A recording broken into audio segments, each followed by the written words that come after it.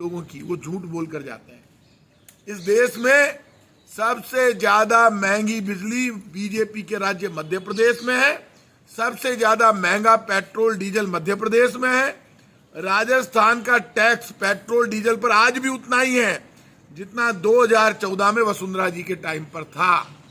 यदि किसी ने टैक्स बढ़ाया है तो देश की केंद्र की बीजेपी की सरकार ने बढ़ाया है।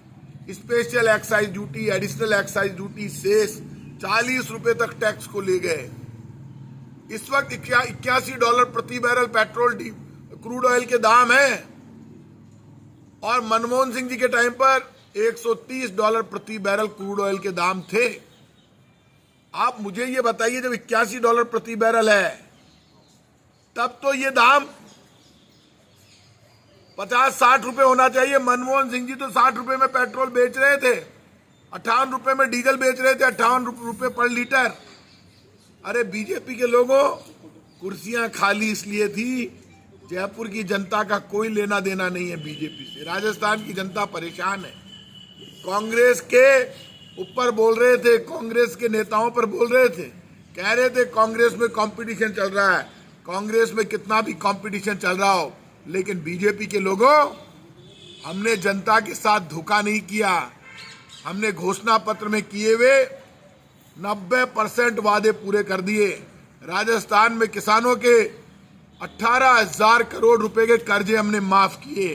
राहुल गांधी जी ने वादा किया था 3 लाख तक के कर्जे हमने माफ कर दिए। केंद्रीय बैंकों के कर्जे भारत सरकार माफ कर सकती है। अब बीजेपी के लोगों को बताना चाहिए। आपने बहुत बड़े बड़े दावे किए। आज बीजेपी के एक नेताजी चले गए हाई कोर्ट में, तो कंपटीशन चल रहा है।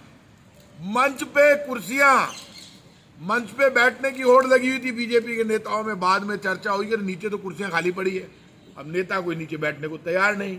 तो बीजेपी के नेता बता दें, सिर्फ 1000 कुर्सियां लगाई, 150 कुर्सियां भरी, ये कुर्सियां खाली रह गई। लोगों का बीजेपी से विश्वास उठ रहा है। लोग जानते हैं इस देश में पेट्रोल डीजल की महंगाई के लिए बीजेपी जिम्मेदार, देश में भूख और गरीबी के लिए बीजेपी जिम्मेदार।